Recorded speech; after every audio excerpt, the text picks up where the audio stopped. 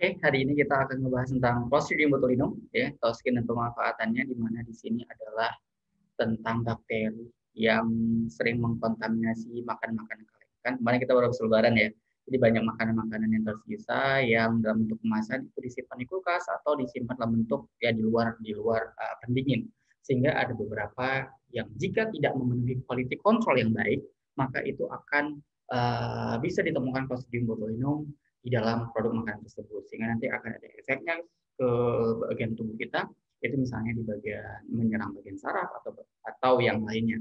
Nah, di sini hari ini saya akan membahas tentang Clostridium botulinum, toksin, serta pemanfaatannya. Oke, kita mulai dari slide yang pertama. Jadi sebelum kita belajar lebih lanjut, jadi kita harus tahu dulu sebenarnya Clostridium botulinum itu seperti apa, ya. Jadi di sini adalah kita mempelajari fisiologi dan struktur morfologinya. Jadi di sini bakteri Clostridium botulinum itu sebenarnya seperti apa? Jadi bakteri ini adalah bakteri yang anaerobik.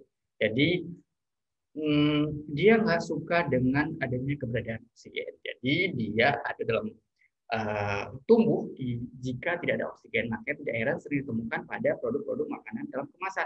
Misalnya makanan kaleng yang memang kedap udara, ya, sehingga bisa ditemukan di sana.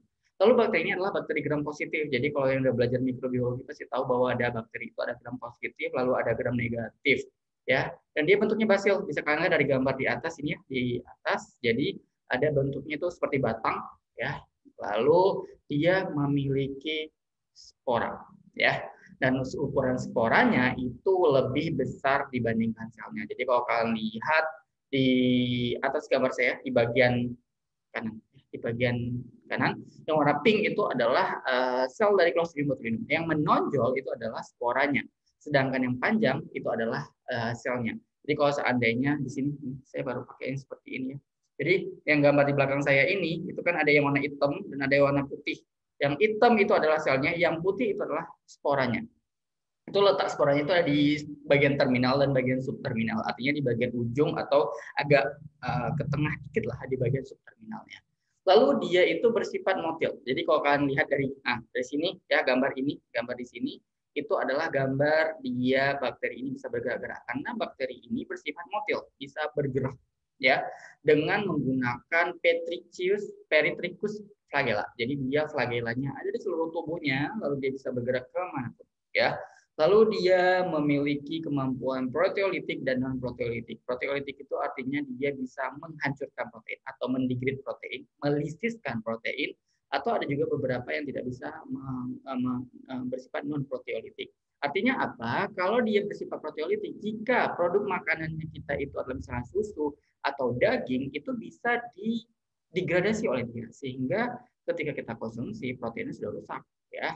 Nah, selain protein rusak juga ada efek lainnya, misalnya ada toksin-toksin yang dihasilkan oleh si Clostridium botulinum. Toksinnya ada apa aja? Toksinnya itu dia bisa ada 8. Dia bisa memproduksi 8 antigen toksin yang berbeda. Atau kita sebutnya mungkin dalam kelompok-kelompok A sampai H, gitu ya. Ada kelompok toksin A, B, C, D, E, F, G, H. Lalu yang paling dikenal toksin botulinum itu apa? Contohnya adalah botox. Jadi yang sudah merasa tua dan butuh banyak kerutan-kerutan di wajah itu sering mentreatment tubuhnya, wajahnya itu dengan botox. Nah, botox itu ditemukan dari Clostridium botulinum, ya. Jadi dihasilkan oleh toksin botulinum, namanya botox, ya. Lalu kapan dikeluarkannya si toksin ini diekspresikan selama proses pertumbuhan dan selama proses autolisis bakteri. Jadi selama bakteri itu ada dalam produk makanan kita, lalu dia melakukan pertumbuhan, maka sporanya akan dikeluarkan, artinya toksinnya juga dikeluarkan. Atau bahkan ketika dalam proses pemanasan itu dia akan hancur, selnya akan hancur, maka nanti toksinnya juga akan keluar. Makanya dikatakan bahwa toksin ini akan dikeluarkan ketika proses pertumbuhan, selama pertumbuhan dia berjalan dengan lancar, atau bahkan ketika dia menghancurkan dirinya atau autolisis dari sel bakteri tersebut. Sehingga ketika pun kita panaskan, ketika kita temukan ada misalnya minuman kaleng atau makanan kaleng yang sudah menggembung, lalu kita anggap oh ini udah agak-agak bau, tapi bisa kita panaskan. Nah, walaupun kita panaskan, kita memang mematikan bakterinya, tapi toksinnya tidak mati. Ya, toksinnya tidak rusak, artinya dia justru dikeluarkan toksinnya, gitu ya. Lalu dia terdiri dari dari toksin ini juga memiliki subunit ya. Jadi ada toksin A dan ada toksin B. Nah, subunit A ini adalah zinc endopeptidase yang berfungsi untuk memblok pelepasan asetylkolin pada sinapsis kolinergik perifer. Jadi itu yang menghambat supaya adanya hubungan antara sel saraf, stimulus yang dikeluarkan oleh saraf dengan otot kita, sehingga nanti akan menimbulkan kejang-kejang. Lalu, apakah toksin ini bisa dihancurkan atau tidak? Itu bisa dapat dihancurkan dengan pemanasan pada suhu 100 derajat Celcius selama 20 menit, gitu ya. Nah, si toksin ini kan tadi dikatakan bahwa ada A, B, C, D, E, F, G, H ya. Jadi ada tipe A, B, E, dan F itu paling sering dikaitkan dengan penyakit yang ditemukan pada manusia karena keracunan dari Clostridium botulinum. Nah, terdiri dari protein neurotoksin dengan dosis yang mematikan kepada manusia itu sebanyak 1-2 mg. Artinya apa? Artinya dengan jumlah yang sangat sedikit 1-2 mg saja, toksin golongan A, B, E, dan F itu bisa menyebabkan kekejangan otot, lalu merusak sistem saraf, gitu ya. Karena sifat dari protein ini adalah neurotoksin, ya. Neurotoksin yaitu artinya pasti akan mengganggu sistem saraf atau sistem koordinasi pada tubuh manusia. Jadi perlu diwaspadai ketika kita mendapatkan produk-produk makanan atau minuman yang sudah menggembung atau mengempes, apa itu namanya, penyok gitu ya. Pasti biasanya ada indikasi bahwa ditemukan ada kontaminan dari bakteri Clostridium botulinum. Seperti itu. Jadi kita harus berhati-hati. Nah, tadi kita bicara bahwa sel bakterinya seperti itu ya, bentuk morfologinya ya, bisa dibunuh si bakterinya dengan 100, tapi toksinnya tetap masih bisa dikeluarkan. Lalu ketika kita berbicara tentang toksin, maka nanti namanya botulinum neurotoksin ya. Botulinum neurotoksin itu adalah sering disingkat dengan BONT atau BONT ya. BONT. Jadi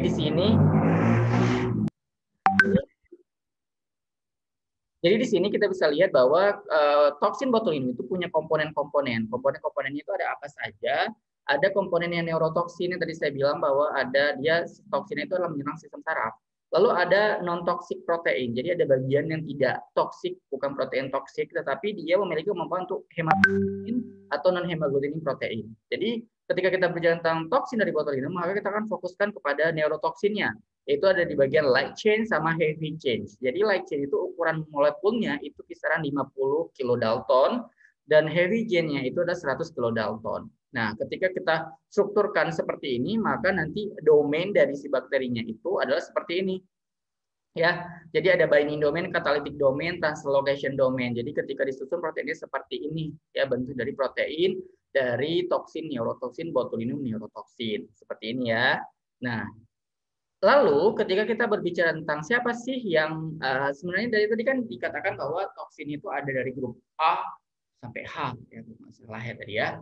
Nah, tapi ternyata dari indukannya, dari common ancestor-nya, jadi itu dibagi lagi jadi ada grup 1, grup 2, grup 3, grup 4, 5, dan 6. Jadi ada 6 grup, tapi nanti akan setiap grup itu ada mewakili beberapa toksin gitu ya. Jadi, ada yang grup pertama ya. Grup pertama itu adalah grup 1 Clostridium botulinum, itu sering menyerang pada ditemukan ketika dilepaskan di lingkungan, nanti sering mengkontaminasi pada makanan dan itu bisa menyerang pada manusia. Makanya dikatakan human botulism A, B, dan mortally F. Jadi jarang untuk dikeluarkan jarang dikeluarkan dalam bentuk grup dari F gitu ya. Jadi jenis F toksinnya itu jarang. Jadi ketika grup 1 dari Clostridium botulinum yang diserang pada manusia itu adalah grup dari A dan B. Jadi jenis dari toksin A dan toksin B. Lalu ada juga dari grup 1 itu bisa dia menyerang pada hewan ya. Jadi dia bisa juga menyerang pada hewan, lalu bisa dibawa oleh hewan-hewan misalnya pada ikan, pada babi gitu ya, pada daging ikan, daging babi itu misalnya dari Clostridium dari jenis toksin E ya. Ada juga dari toksin kalau yang dari babi toksin B4 ya. Dan itu bisa cross ya, bisa cross antara ini kan sebenarnya dia grup 1 dan grup 2. Jadi dia bisa juga masuk menyerang pada manusia. Jadi ke botulism E, B, dan B4. Jadi itu bisa di bawah-bawah. Jadi bisa zoonosis, bisa dari hewan ke manusia. Jadi ketika kita mengkonsumsi ikan yang membawa Clostridium botulinum E, maka itu bisa menginfeksi pada manusia. Seperti itu. Jadi grup 1 dan grup 2 itu sebenarnya Clostridium botulinum yang saling berdekatan, gitu ya. Lalu ada grup 3 yaitu Clostridium botulinum grup 3 itu sering menyerang pada hewan, gitu ya. Pada menyerang pada hewan, nanti dia toksinnya adalah toksin C dan toksin D. Makanya kita lihat di sini bahwa tidak ada kan toksin C dan toksin D pada manusia. Jadi ketika pada hewan itu misalnya dia ada burung itu toksin C atau D, pada kattol itu D atau C, dan pada hewan-hewan sehat juga bisa membawa, misalnya di burung D atau C atau D saja, toksin golongan D saja. Dan itu jarang dia ketika berhubungan dengan manusia. Exceptional itu sangat berbeda jauh dengan sangat tidak banyak ditemukan cross infection, cross contamination atau penyerangannya dari yang grup 3 ini, yang animal botulism CND ini ke human botulism A dan B, gitu ya.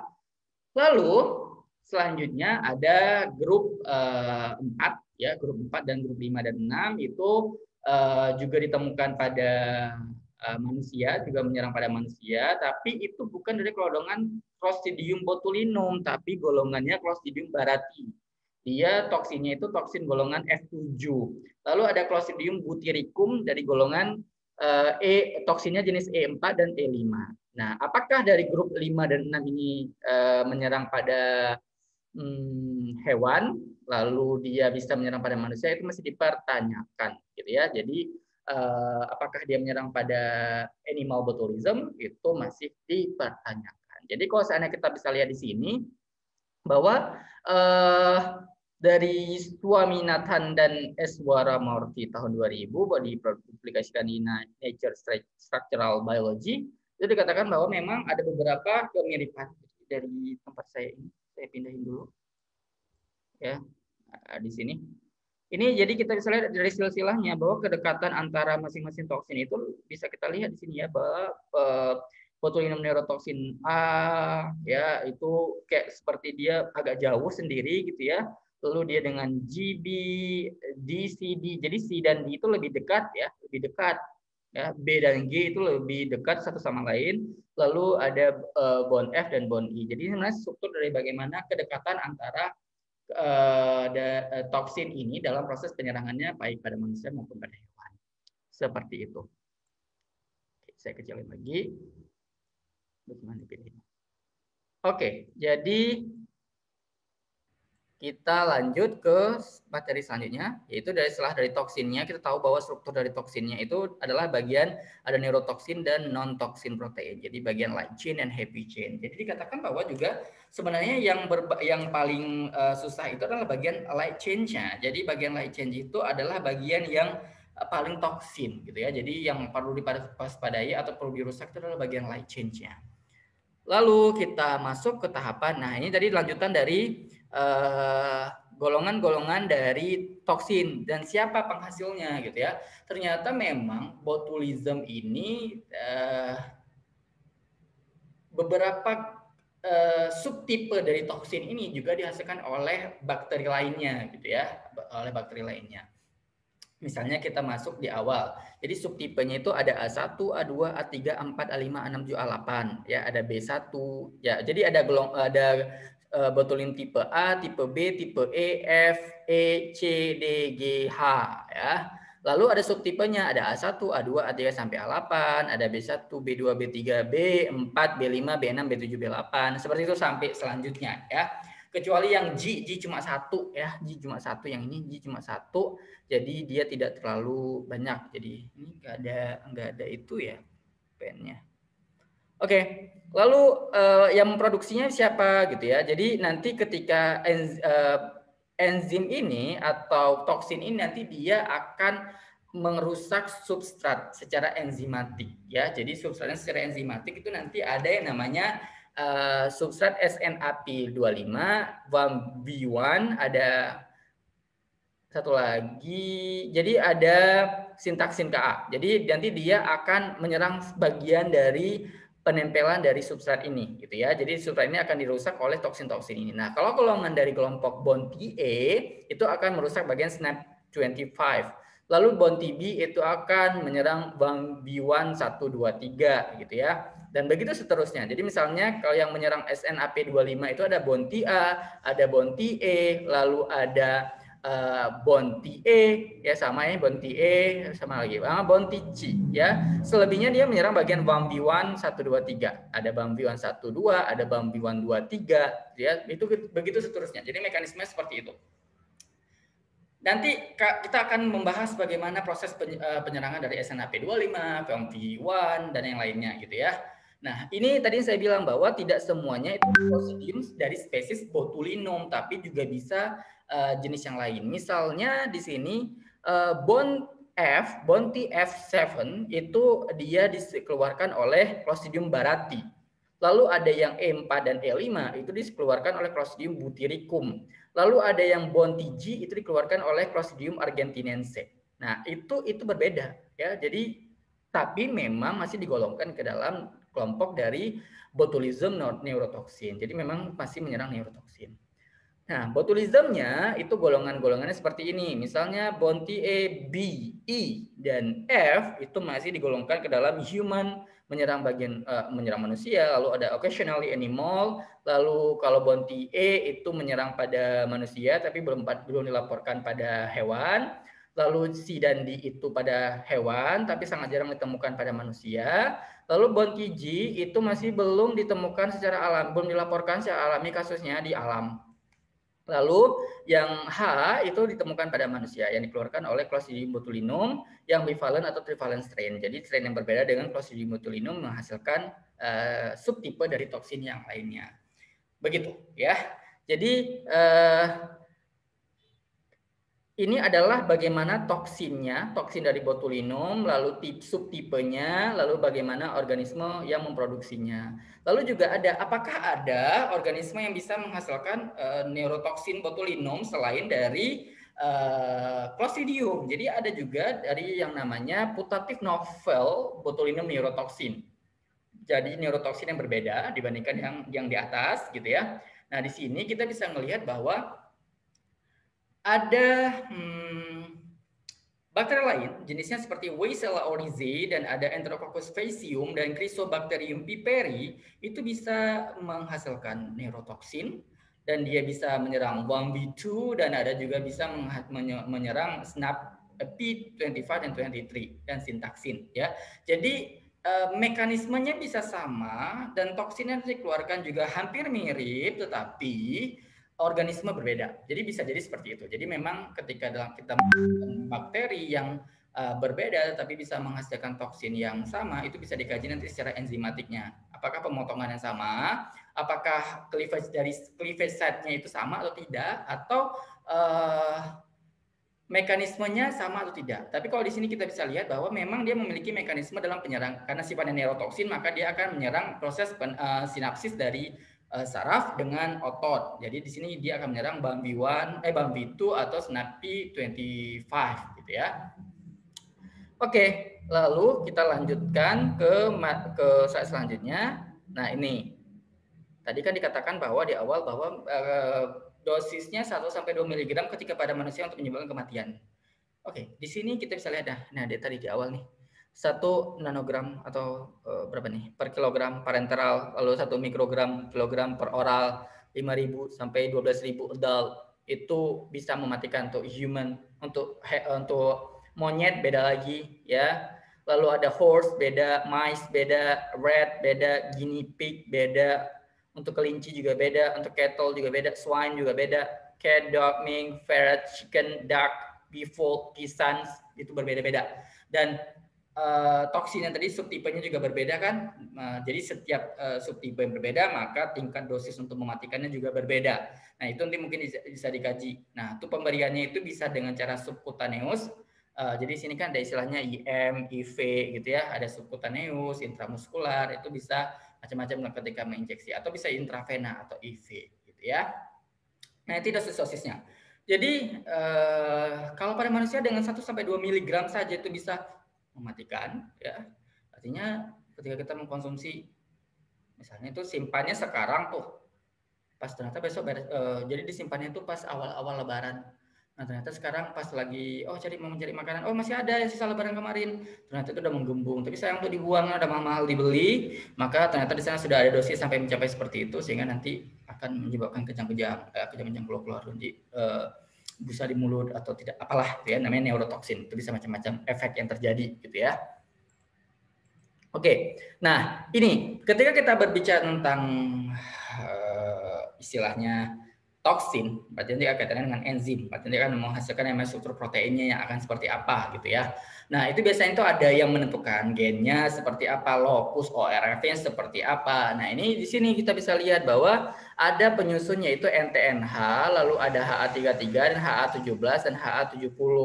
Nah, nanti ini penyusun seperti ini akan membentuk L kompleks seperti ini. Nah, inilah yang toksin yang nanti akan berikatan dengan sel-sel yang ada di tubuh kita. Ya, nanti yang akan masuk ke tubuh kita seperti ini. Jadi ketika dibuat 3 dimensi bentuk ORF ini, itu akan muncul, nah bentuknya seperti ini. Ya, ini sekedar gambaran saja bahwa gimana sih bentuk proteinnya ketika beredar-edar di dalam makanan, nah bentuknya seperti ini, gitu ya. Kok bisa bentuknya seperti ini? Karena penyusunnya seperti ini gennya, gitu ya. Nih, gennya yang ini bentuk proteinnya yang belakang saya, yang sebelahnya itu yang sebelahnya sana potong tangan saya itu adalah yang gen penyusunnya. Kalau orang belajar yang sudah belajar genetika atau molekuler atau pengantar bioteknologi, kita udah tahu bahwa ketika terbentuk protein itu harus ada translasinya. Translasi harus dimulai dari transkripsi, lalu ada replikasi. Nah itu proses transkripsinya seperti ini. Untuk protein muncullah seperti ini toksin dari Clostridium botulinum. Oke, lalu selanjutnya, nah tadi kan dibilang bahwa kalau seandainya tadi kan menyerang bagian otot, kok bisa menyerang bagian otot? Gimana caranya gitu ya? Gimana caranya kok bisa menyerang otot gitu? Nah di sini kita bisa melihat bahwa bakteri ini itu menghasilkan toksin. Nah toksin ini itu tadi kan dibilang Clostridium botulinum. Secara awam atau secara gampangnya itu Clostridium botulinum itu nanti akan menempel akan menempel di sini. Jadi akan menempel di sini lalu dia akan ngeblok. Jadi sebenarnya kan tubuh kita, saraf kita itu kan akan menghasilkan suatu senyawa ya supaya senyawa itu bisa berhubungan dengan otot kita, lalu supaya otot kita bisa bekerja dengan baik. Nah, kerjaan dari si Clostridium botulinum ini untuk ngeblok supaya yang dikeluarkan oleh saraf kita itu nggak bisa nempel di bagian otot kita, ya, sehingga nanti stimulasinya terblok. Jadi nanti munculnya tidak bisa otot kita bekerja dengan baik, gitu ya, tidak bisa bekerja dengan baik. Nah, di sini selanjutnya, nah senyawa yang dihasilkan oleh si saraf kita itu apa? Sebenarnya itu adalah asetilkolin, ya. Asetilkolin seperti ini. Jadi inilah yang akan berinteraksi dengan sel otot kita supaya otot kita bisa bekerja, berinteraksi, ya. Berinteraksi. Nah, di sini di bagian sinapsis dari vesikel kita, ini vesikel sebenarnya kan di dalam kantong. Jadi asetilkolin yang dikeluarkan itu dalam bentuk vesikel seperti dalam kantong-kantong. Nah, di sini itu biasanya ada yang istilahnya snare protein. Snare protein itu adalah Vampi, Sintaksin, dan SNAP-P25. Seperti itu, ya. Jadi secara gampang seperti itu. Secara sederhana adalah tubuh kita, saraf kita itu mengeluarkan asetilkolin dalam bentuk vesikel bulat-bulatan yang nanti akan berinteraksi dengan otot kita. Nah, ketika dia mengeluarkan protein itu nanti ada yang namanya snare protein supaya nanti ketika berinteraksi, ya. Nah, kerjaan si Clostridium botulinum itu ngeblok supaya itu nggak bisa nempel. Nah, itu secara sederhananya. Nah, kalau kita lihat mekanismenya seperti ini. Ketika non-muscularing junction, jadi bagian akson kita, sel muscle kita ini, ya, ini sel muscle, ya, ini ketika diperbesar seperti ini. Nah, saraf secara normal neurotransmitter itu akan dirilis itu berupa asetilkolin. Nah, asetilkolin itu berada di dalam sinaptik vesikel dalam bentuk kantong seperti ini. Lalu sinaptik vesikel ini untuk bisa masuk itu dia akan berinteraksi dengan snare protein. Snare protein itu terdiri atas synaptobrevin itu yang warna biru, ya. Lalu ada SNAP-25 yang warna kuning. Lalu ada sintaksis. Jadi kan gambar yang di sebelah kanan, ya, di sebelah kanan di bagian ujung yang pojok ujung, ya. Lalu di sana itu ada SNAP-25, ada sintaksin. Nah, ini berfungsi untuk penempelan, yang ibaratnya yang menghubungkan, menjembatani, ya. Lalu ketika asetilkolin itu siap untuk menempel dengan sel otot kita, dia harus berinteraksi dulu dengan snare protein ini. Makanya nanti akan muncul yang namanya snare protein form complex. Jadi bentuk kompleks antara snare protein dengan si asetylcholine yang ada dalam vesicle. Ya. Jadi di sana ketika sudah menempel, maka secara otomatis bagian vesicle yang isinya asetylcholine tadi, lihat perhatikan gambar yang di sana ya, yang di ujung. Nah, itu di sana nanti akan rilis, jadi dia akan menempel dengan bagian permukaan dari muscle cell kita ya. Ketika dengan sel otot kita nanti dia akan rilis tuh asetylcholine lalu diterima di reseptor yang ada di bagian sel otot kita. Maka secara otomatis ketika sudah rilis asetylcholine dan menempel pada reseptor otot kita, maka otot kita bisa berkontraksi. Nah, apa kabar ketika tubuh kita terexposure dengan toksin botulinum? Ketika dia terexposure, maka tadi di awal kan dibilang bahwa fungsi dari toksin botulinum itu untuk ngeblok supaya asetylcholine nggak bisa masuk dengan sel otot kita, ya nggak bisa nempel asetylcholine dengan reseptor, ya. Gimana caranya? Nah, tadi dikatakan bahwa tadi kan di awal dikatakan bahwa protein toksinnya itu terdiri atas dua, ada light chain dan ada heavy chain. Jadi light chain itu yang 50 kilodalton. Oke, kalian perhatikan gambar di bawah pojok bawah sana ya, pojok kanan sana. Terus saya masih gagap kayak ini. Nah, di sini kita bisa lihat bahwa ada yang namanya toksin botulinum. Ya, toksin botulinum dia nanti di permukaan dari dekat-dekat dengan sel otot kita ya. Di sana ada heavy chain, ada light chain. Nah, kerjaan light chain itu akan dirilis ke permukaan. Light chain dirilis ke permukaan selnya. Lalu tadi kan di awal bahwa sel saraf sinapsisnya itu akan mengeluarkan yang namanya asetylcholine. Nah, asetylcholine itu nanti kan harus nempel dengan snare protein ya. Dengan snare protein. Nah, kerjaan si light chain tadi, yang bagian light chain 50 kilodalton itu, dia nanti memotong bagian snare protein. Tadi kan snare protein ada 3 ya. Ada synaptobrevin, SNAP-P25 sama ada sintaksin ya. Synaptobrevin ini bisa juga dikatakan Bambi ya, yang tadi di awal tadi Bambi ya, Bambi atau synaptobrevin. Nah, di sini nantinya yang warna merah itu adalah dari light chain-nya. Nah, light chain-nya ini nanti yang tergantung dari subtipe dari toksin yang di awal. Kan ada yang A, B, C, D, E, F, G, H.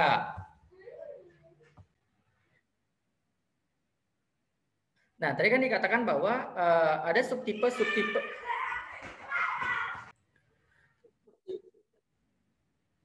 Nah, subtipe dari toksin botulinum tadi, misalnya ada A, B, C, D, E, F, G, H. Nah, itu masing-masing ada kerjaannya. Jadi masing-masingnya itu nanti dia akan ngeblok dari snare protein. Misalnya B, D, F, dan G itu berfungsi untuk ngeblok yang synaptobrevin. Jadi VAMB. Lalu tipe A dan E itu berfungsi untuk ngeblok yang warna kuning. Jadi misalnya SNAP-P25. Lalu yang tipe C itu akan ngeblok bagian sintaksin. Jadi masing-masing itu nantinya akan berfungsi untuk setiap subtipe dari protein botulinum itu nantinya akan ngeblok bagian snare protein. Jadi ada fungsi kerja masing-masing.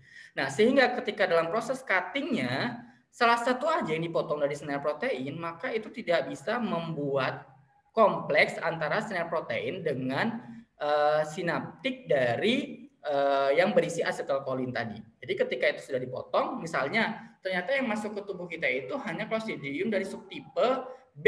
Nah, ketika subtipe B itu maka akan memotong bagian dari synaptobrevin. Nah, walaupun cuma synaptobrevin saja yang dipotong, maka otomatis tidak akan bisa terjadi penempelan antara vesikula yang berisi dengan asetylcholine dengan bagian sel otot kita, ya. Nah, efeknya adalah ketika sudah bisa menempel, maka tidak ada asetylcholine yang masuk yang menempel dengan reseptor yang ada di sel otot, sehingga otomatis sel otot itu akan mengalami paralysis atau yang disebut dengan kejang-kejang. Ya, itu akan dikeluarkan ketika makanan yang kita konsumsi mengandung dari toksin botulinum. Seperti itu. Jadi kalau saya ingin dilihat lagi di sini kapan terbentuknya, itu bisa dimulai dari kecemahan spora, tumbuhnya bakteri, perkembangan, lalu dia memproduksi. Tadi kan saya bilang di awal bahwa toksin itu dikeluarkan yang mulai dari sel itu tumbuh bahkan sel itu mati, seperti itu ya.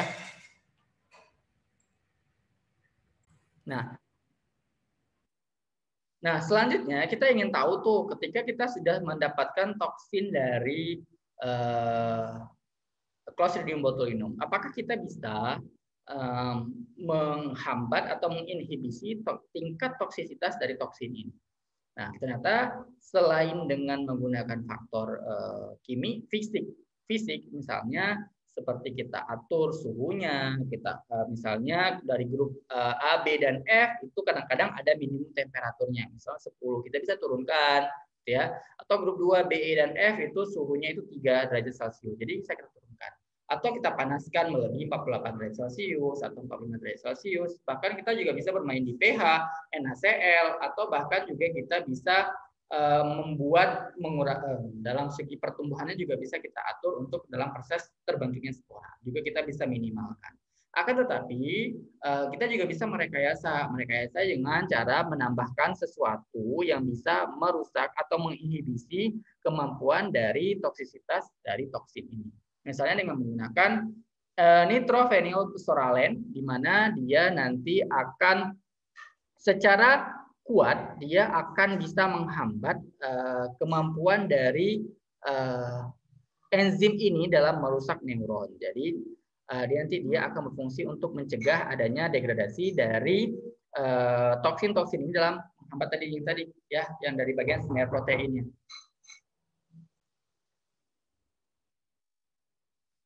Nah, selanjutnya selain dari kita penambahan NPP, nah NPP ini juga bisa dengan NPP tipe A juga bisa sangat powerful dalam menghambat aktivitas dari toksin botulinum dengan cara dia itu bisa menurunkan tingkat toksisitasnya kepada manusia. Jadi dengan penggunaan nitrophenylphosphoralen itu juga bisa berfungsi untuk mencegah adanya degradasi dari neuron, ya. Juga ada juga dengan mengurangi tingkat toksisitas kepada manusia, ya, sel manusia. Lalu juga dengan cara menambahkan koper, ya. Koper ini itu sangat efektif dalam penempelan.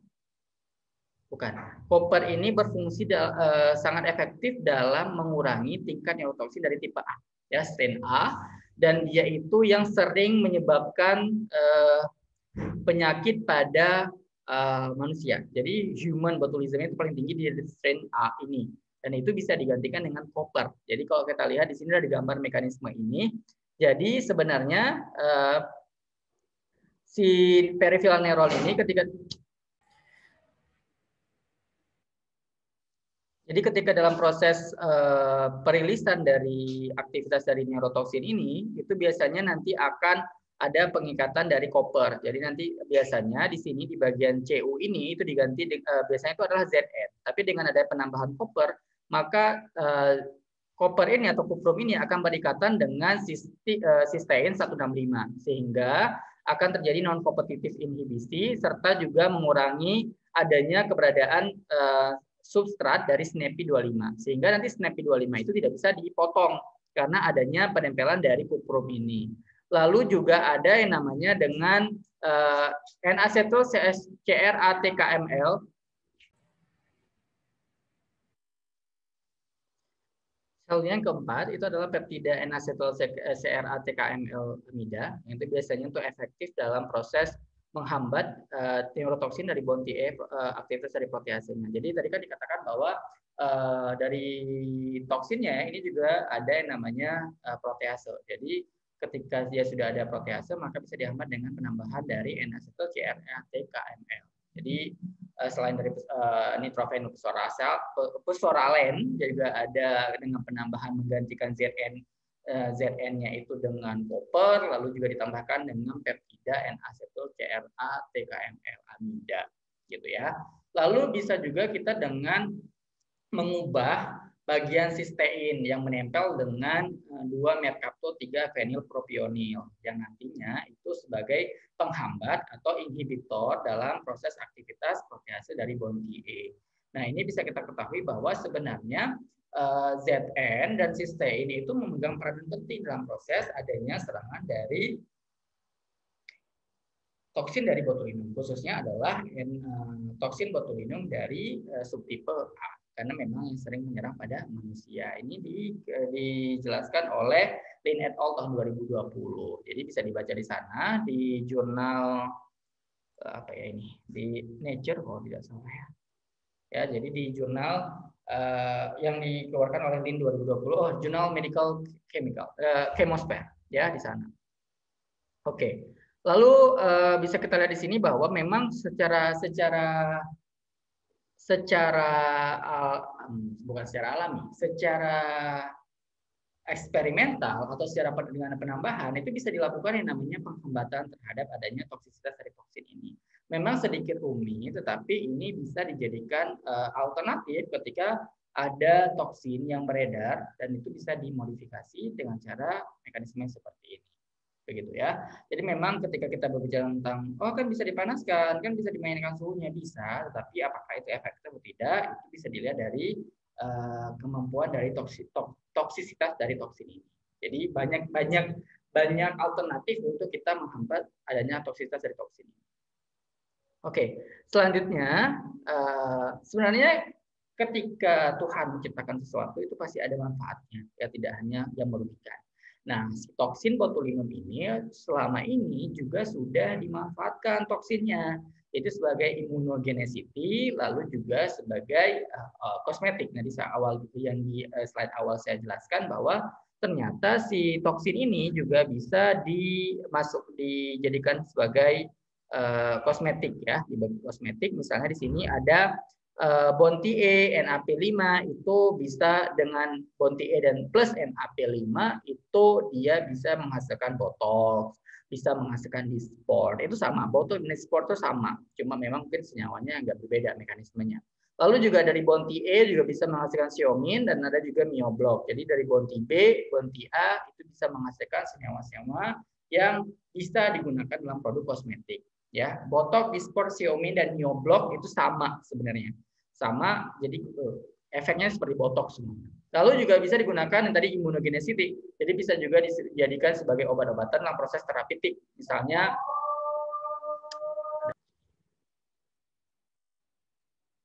dalam penggunaan terapeutik dari segi toksin dari Clostridium botulinum juga sering sudah digunakan dalam oftalmologi, neurologi, juga dalam pengobatan pain muscular, dystonia, spasticity, atau yang juga di luar non muscular, misalnya migrain, lalu ada pelvic pain, bahkan juga digunakan untuk urologi dan gastroenterologi. Jadi misalnya ada yang bagian penyakit detrusor sphincter dyssynergia atau urinary retention atau bahkan bladder pain syndrome itu juga bisa menggunakan yang namanya toksin dari botulinum. Ya, gastroenterologi juga misalnya aplasia atau kelainan sakit pada anus, karena di sana juga ada otot, lalu ada juga bisa digunakan untuk psikiatri, pengobatan depresi. Jadi bisa menggunakan yang namanya toksin botulinum. Oke, sampai di sini slide-nya ya. Jadi pembahasan kita hari ini adalah tentang Clostridium botulinum yang dia dihasilkan oleh bakteri, namanya bakteri Clostridium. Dia bisa menghasilkan toksin dan toksinnya itu bisa menyerang sistem saraf yang bisa menghambat interaksi antara senyawa dan sel saraf dengan sel otot yang menyebabkan otot kita itu mengalami yang namanya kejang-kejang ya, jadi kejang-kejang. Jadi itu bisa didapatkan dari makanan. Nah, pertanyaannya mungkin seperti ini. Kan di usus kita itu, di lambung kita itu ada asam. Seharusnya ketika bakteri itu masuk bisa yang namanya mati. Nah, ternyata si bakteri ini itu bisa tahan terhadap yang namanya asam lambung. Jadi dia tidak bisa mati dengan asam lambung. Jadi saya buka catatan saya ya.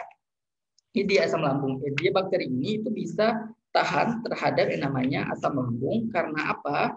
Karena dia itu memiliki kemampuan dalam melindungi tubuhnya. Jadi toksinnya itu dilindungi oleh yang namanya NTNH dari struktur dari protein tadi. Jadi NTNH dan toksin Bonti ini itu nanti akan berikatan, akan menjadi satu kompleks sehingga melindungi dia dari asam, bahkan dari aktivitas protease yang ada di pencernaan kita. Sehingga ketika dia masuk, dia itu dalam keadaan tidak dikenal oleh protease misalnya. Bahkan dia dalam keadaan inaktif. Inaktif itu ketika masuk maka asam di lambung itu tidak bisa menghancurkan dia, ya, karena dia itu bisa terlindungi, ya, sehingga ketika dia masuk dalam lambung dia nggak akan rusak. Jadi kalau dikatakan nggak apa-apa kita makan tuh di lambung juga ada asam makanya tidak akan hancur, enggak, ya, nggak bisa seperti itu. Oke, dari sini kita bisa mengambil pelajaran juga bahwa setiap toksin yang dikeluarkan oleh suatu mikroorganisme juga bisa direkayasa atau bisa dibuat dengan kemampuan manusia dari segi perkembangan ilmu pengetahuan untuk digunakan ke hal-hal yang berguna, misalnya dalam segi pengobatan terapi berbagai macam penyakit yang ada hubungannya dengan aktivitas dari saraf dan otot, juga digunakan untuk kosmetik. Ya, di sini kita bisa lihat bahwa ketika adanya kerutan, artinya ada penurunan dari otot-otot yang ada di wajah, sehingga ketika disuntik dengan botok yang tadi berfungsi untuk membuat kejang-kejang, artinya itu bisa bikin ketat, ya. Jadi otot itu akan ketat sehingga ketarik, maka kerutan-kerutannya jadi hilang. Nah, konsepnya sebenarnya sesederhana itu. Jadi dengan ada pengembangan teknologi, lalu industri farmasi, ilmu molekular biologi, itu meningkatkan berbagai upaya pengobatan yang base-nya adalah bakteri atau mikroorganisme, baik itu dari mikroorganismenya langsung maupun toksinnya, itu bisa digunakan. Ya, salah satu contohnya ini adalah bukti nyata bahwa ada bakteri berbahaya yang bisa menghasilkan toksin berbahaya, tapi bisa digunakan untuk berbagai aktivitas dan berbagai pengobatan serta kecantikan. Seperti itu. Oke, hanya itu saja topik yang mau kita bahas hari ini tentang Clostridium botulinum. Sampai di sini. Jika ada pertanyaan bisa tulis di bagian komentar. Misalnya yang tidak jelas tadi, kalian bisa tanyakan juga di kolom komentar. Silahkan bertanya di sana. Jadi kalau ada saya bisa jawab, saya jawab. Kalau tidak bisa, mungkin kita akan melampirkan jurnal yang bisa kalian baca untuk kita sama-sama belajar. Oke, sampai di sini saja. Terima kasih.